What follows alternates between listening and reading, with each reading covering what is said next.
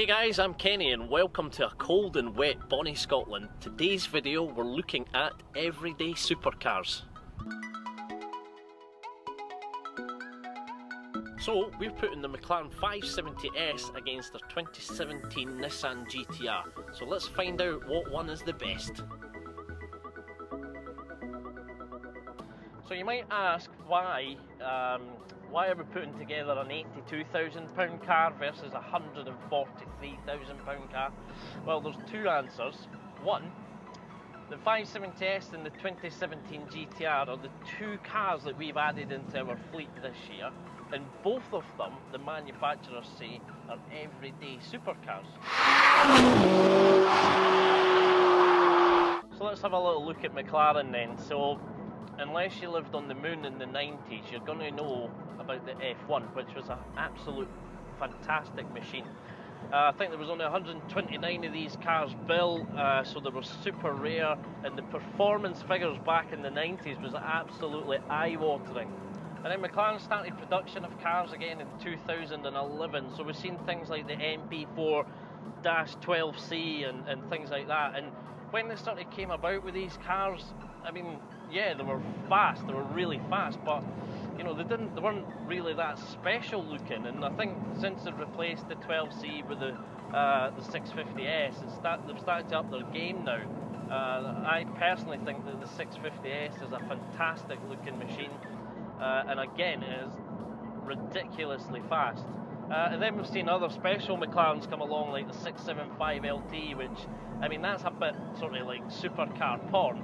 And then McLaren's come along with the 570S, which is what we're driving today. The thing with the 570S, McLaren don't actually call it a supercar, they've branded this one a sports car, which always leaves you asking, you wonder why they've called it a sports car, because 0 to 60 is 3.2, 0 to 100 is 6.5. That is exactly the same as the F1, McLaren F1 done in the 90s. And then on to a top speed of 204. So you think, well, what's no supercar about that? But the design brief through this was everyday usability. And, you know, for a sort of relative novice like myself, you can jump in this car and you can just start pushing the hell out of it, and it's not scary.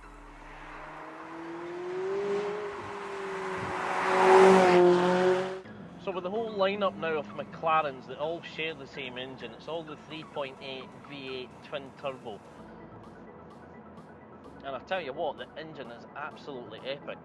This engine's been obviously detuned from your 675 and 650S, and obviously the P1 as well. This one's obviously putting out 562 horsepower, so like I say, it's got a manageable amount of power. McLaren never focused heavily on the downforce of the car, so the grip is not endless. But then again, that's why it falls into the sports car bracket, because McLaren wanted the car to be fun on the road, and that's what the car was designed for. So going on to the handling, the chassis of the car, I mean, we've had this 570 now for a year, and it's just, you actually have to drive this car to understand, but I mean, it's just, it handles amazing. No matter how fast you sort of go, or what road surface you're on, or if it's wet, or if it's leaves, the grip from the rear end is phenomenal. And I don't know if I've even had understeer in this car yet. One thing we noticed earlier, when we're accelerating, I mean, today the roads are kind of, well, it's obviously autumn time now, so there's leaves on the road was wet, and, you know, when you're absolutely pinning the car, one thing that I noticed, even, you know, going through corners or whatever, how, you know, the car always just wants to be pointing the way that you want. You know, when the rear end steps out, it's only slight, you know, and when it's braking traction under heavy acceleration in the wet, it's just like, no, I'm going straight forward, you know, and that's kind of what you want in a car, especially if you're, like I say, you're not a trained F1 driver. So overall then, one thing we've worked out today, again, driving this McLaren 570, McLaren's absolutely nailed it with this. I mean, whatever you want to call it, sports car, supercar, whatever. I mean, as an everyday package, it's just absolutely phenomenal. You couldn't ask for better handling, you couldn't ask for better performance, and onto the everyday usability, it's absolutely fantastic. Steering's light, it's a comfortable car to drive, the cabin's not a noisy place to be, and it's a really easy car to live with. Plus you've got fantastic luggage space as well. So like we say, everyday supercar, there's not really that much more you would ask for in a car like this. So 2017 Nissan GTR time. Well, obviously, first of all, I think we should look at the GTR is £60,000 cheaper than the 570S. So value for money with the GTR is absolutely phenomenal, and I think everybody knows that now with the Nissan GTR, that you're basically getting bang for your buck. I mean, 0 to 60 is even quicker than the 570S. It's coming in a claimed 2.8 seconds.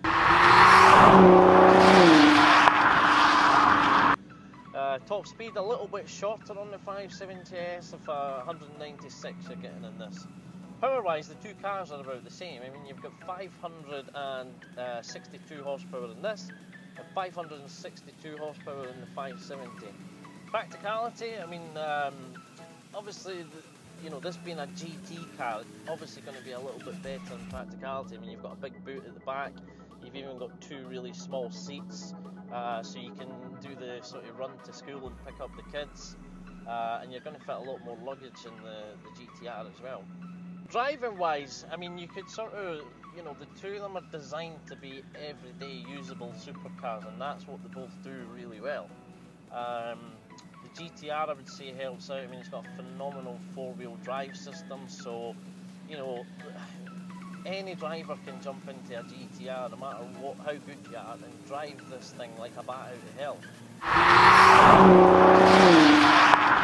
So a bit of history on the GTR. Nissan had always designed and built these things to go racing or against things like Ferraris and Lamborghinis, and they've always done a fantastic job.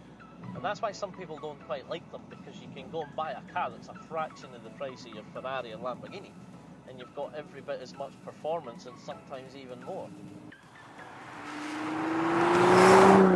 One thing I would say about the GTR is what it could probably benefit from, especially if you're doing sort of track days, is a carbon ceramic option. You know, especially if your brakes are getting sort of heavy use at track days, sometimes you can end up getting a bit of brake fade with the GTR.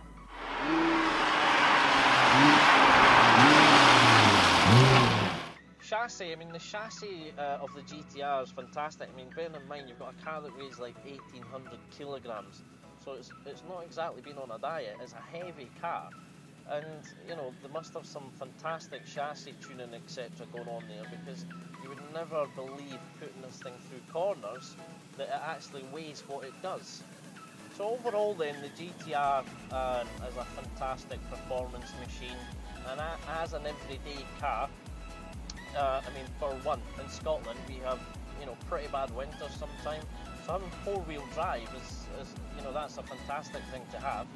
Plus having two seats in the back, again, you can do the school runs, and having a big boot, you can also do some nice Christmas shopping. So there you have it, guys. We spent all day driving these two cars, and what have we learned? Well, if you're looking for a supercar for the weekend, then the McLaren is going to be the car you'll take. It's a special car, it's a McLaren, the performance is fantastic, and it just looks absolutely brilliant.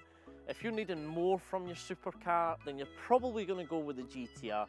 It's got 4 seats, it's got a big boot, and it's also got four-wheel drive, which in Scotland it makes sense quite a lot of the time. If it was me personally going to buy a car, I'd probably go for the GTR, and I'd spend the £60,000 change on probably something like a 355 or a 360 for the weekend. So there you have it, guys. I hope you've enjoyed watching the video. If you want to know any more about our driving experiences with these cars, then click on the link below. And remember, subscribe to our YouTube channel, because next week we've got a fantastic video. We're putting 2 Lamborghinis head to head. It's going to be our Superleggera and our Hurricane. Who's going to win? Let's find out.